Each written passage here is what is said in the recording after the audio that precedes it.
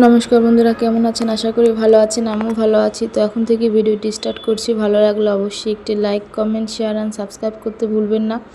আমার ছোট্ট চ্যানেলটির পাশে থাকবেন, সাথে থাকবেন, আমাকে সাপোর্ট করবেন। আর অবশ্যই সাবস্ক্রাইব করবেন, প্লিজ প্লিজ প্লিজ। এই যে মাছ নিয়ে চলে এসেছি দুপুরে রান্না করতে। তো এখন আমি মাছগুলো ভেজে নেব। আজকে ওর বাবার অফ ডে, মানে প্রথম রোজা, সেজন্য অফিস বন্ধ, সেজন্য আর কি। তো রাতে খিচুড়ি খেতে চেয়েছে, তাই বেশি কোনো আইটেম করব না, শুধু দুপুরে মাছ আর একটা ভর্তা করেছি। ভর্তাতে দিয়েছি সিম, আলু আর গিয়ে টমেটো 3টা আইটেম ভাজা করে একটা ভর্তা করেছি। ভর্তা আর গিয়ে এখন এই যে মাছটা রান্না করে নেব। এই দুটো আইটেম দিয়ে আমাদের খাওয়া হয়ে যাবে। তো এই যে আমার মাছগুলো ভাজা হয়ে গেছে। এখন আমি মাছের সবজি দিয়েছি গিয়ে আলু, আর রুই মাছে আলু ছাড়া অন্য কিছু ভালো লাগে না। ফুলকপি কেমন যেন, মানে একটা যেই গন্ধটা, কাঁচা গন্ধটা, সেটা মনে কি কপির মধ্যে পাওয়া যায়, আর তখন রুই মাছের স্বাদটা নষ্ট হয়ে যায়। তাই কফি দিয়ে রান্না করব না। আর এখন শীত শেষ, এখন কফি ভালো লাগবে না। শীতের দিন সিজনেই কফি ভালো লাগে। এই যে আলুগুলো ভেজে আমি মশলা দিয়েছি মরিচ গুঁড়ো, হলুদ গুঁড়ো আর লবণ, এগুলো দিয়ে আমি একটু কষিয়ে নিয়েছি। তারপরে যে মাছ আর ঝোল দিয়ে জাল করে নেব।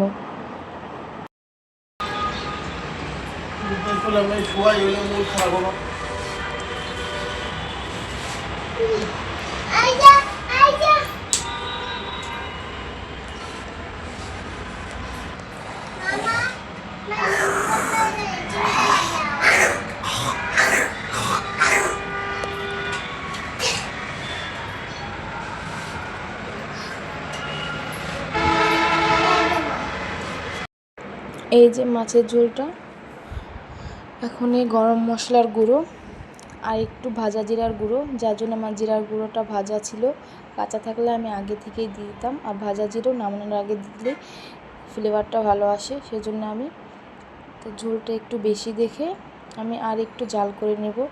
তো একটু এর মধ্যে গিয়েছিলাম ড্রয়িং রুমে, গিয়ে দেখি ছেলে নাচ করছে। এসে দেখে আমার মাছের ঝোল হয়ে গেছে। এখন নামিয়ে নেব। এটুকু ঝোল না থাকলে আমরা কী দিয়ে খাবো, যেহেতু অন্য কোনো আইটেম নেই, ডাল বা অন্য একটা তরকারি, শুধু ভর্তা আর এটা দিয়ে। এই যে কেমন হয়েছে আমার মাছের ঝোল রান্নাটা অবশ্যই কমেন্ট করে বলবেন।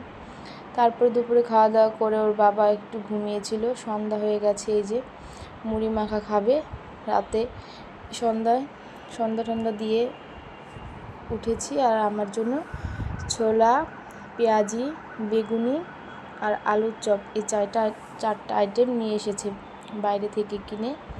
প্রথম রোজার ইফতারি খাচ্ছি।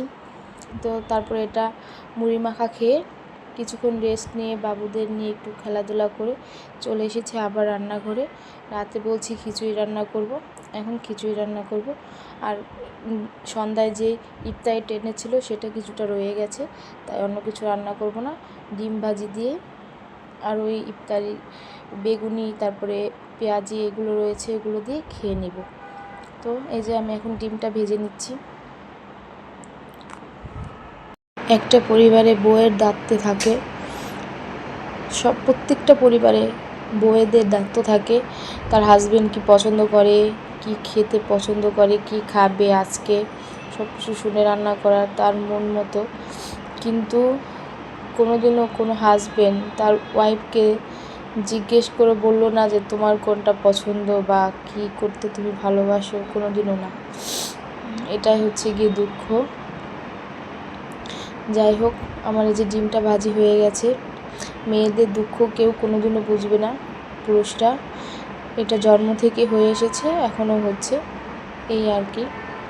তো এখন আমি তেল দিয়ে ফোড়ন দিয়ে দিয়েছি জিরা, তেজপাতা, গোটা গরম মশলা। এখন আমি পেঁয়াজ কুচিগুলো ভেজে নিব, একটু লাল লাল করে ভাজবো, নাহলে পেঁয়াজের যে কাঁচা গন্ধটা সেটা থেকে গেলে খিচুড়ির টেস্টটা নষ্ট হয়ে যাবে। আর আমি আগে থেকে মুসুরির ডাল আর চাল পরিষ্কার করে ধুয়ে ঝরা দিয়ে রেখেছি, কারণ ওটাকে আমি এখন এই যে মানে পেঁয়াজ ভাজা হয়ে গেলে ওটা দিয়ে ভেজে নেব, সেজন্য জল থাকলে আবার ভাজাটা ভালো হবে না। এই যে আমি চালগুলোকে এখন সুন্দরভাবে ভেজে নিচ্ছি, আর চালটা যতটা ভাজা হবে ততটা খিচুড়িটা ঝরঝরা হবে এবং খেতেও অনেক টেস্ট হয়। আর খিচুড়ি রান্না করে অবশ্যই চাল আর ডালের পরিমাণটা সমপরিমাণ দিলে খিচুড়ির টেস্টটা বাড়ে।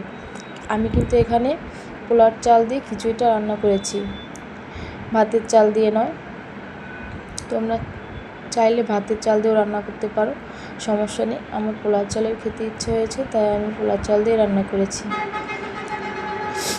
তো এই যে ভাজা হয়ে জল দিয়ে দিচ্ছি, আর এই যে এই আইটেমগুলো দিয়েই আমরা আজকে খিচুড়িটা খেয়ে নেব। আমার খিচুড়িটা প্রায় হয়ে আসছে, আর একটু হবে, জলটা আর একটু শুকিয়ে গেলে তারপরে আমি কিছু সময় ঢাকা দিয়ে রেখে দিব, কারণ পোলার চালে হালকা জল অবস্থা ঢাকা দিয়ে রাখলে খিচুড়িটা ভালো হয়, একেবারে ফুটিয়ে দিলে সেটা গোটা হয়ে যাবে।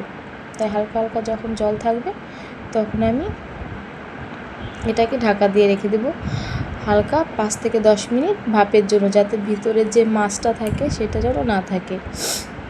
এই যে আমার খিচুড়িটা পুরোপুরি হয়ে গেছে, এখন আমি ঢাকা দিয়ে রেখে দেব 10 থেকে 15 মিনিটের জন্য।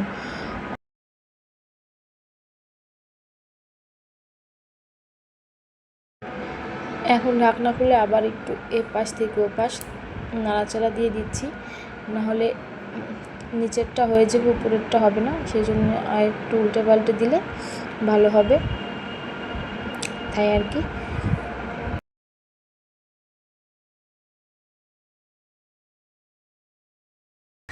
এই যে আমি খিচুড়িটা বেড়ে নিয়েছি, খিচুড়িটা সাজানো আমার কেমন হয়েছে, পরিবেশন করাটা অবশ্যই কমেন্ট করে বলবেন। এই যে আমার খিচুড়ির ফাইনাল লুক। আর এই যে কী দিয়ে খাবো সেটাও নিয়েছি। সালাতে আছে টমেটো, শসা তো নেই, গাজর হচ্ছে গিয়ে কাঁচামরিচ, আর ভাজিতে আছে হচ্ছে গিয়ে পেঁয়াজি, বেগুনি, ডিম ভাজি। তো কে কে খাবে চলে আসো তোমরা সবাইকে দিয়ে খাবো।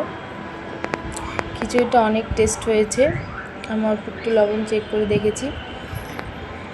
তো এখন পুরোপুরি খেয়ে দেখি কেমন হয়েছে, তারপরে বলবো তোমাদের কেমন হয়েছে। মনে হচ্ছে তো দেখে অনেক টেস্ট হয়েছে, ওর বাবা তো খেয়ে বললো অনেক ভালো হয়েছে। তো ওর খাওয়ার পরে আর কি আমি খাবারটা নিয়েছি, সে তো আজকে অনেক খুশি, অনেক মানে পেট ভরে মন ভরে খেয়েছে ও আজকে অফ ডে। আর এটা আমি আর আমার বড় ছেলে খেয়ে নেব। তো আজকে এই পর্যন্ত, ভালো লাগলে অবশ্যই একটি লাইক, কমেন্ট, শেয়ার এবং সাবস্ক্রাইব করতে ভুলবে না। আমার ছোটো চ্যানেলটির পাশে থাকবে, সাথে থাকবে, আমাকে অনেক অনেক সাপোর্ট করবে প্লিজ। Tata, bye bye.